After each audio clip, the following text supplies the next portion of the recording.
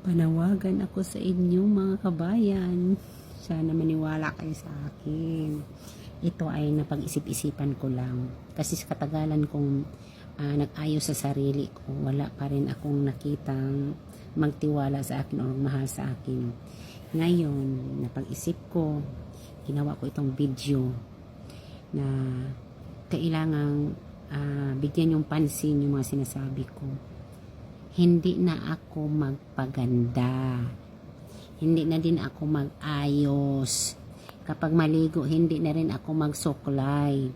Hindi ko lang susundin yung sinasabi na kanununuan ko na maganda ang walang ligo, walang bihis, walang palit.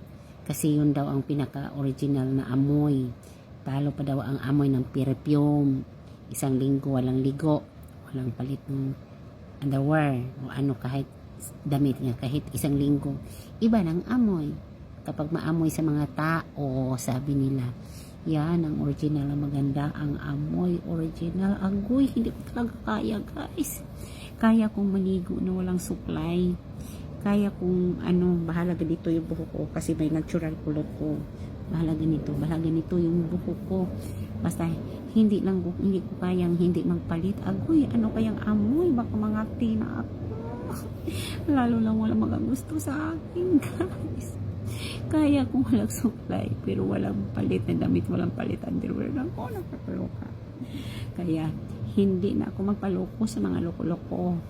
Huwag niyong lokohin ang mga loka-loka kasi naloka na, lolokohin niyo pa sa mga loko-loko. Dapat i-enjoy na sarili natin kahit saan, di ba?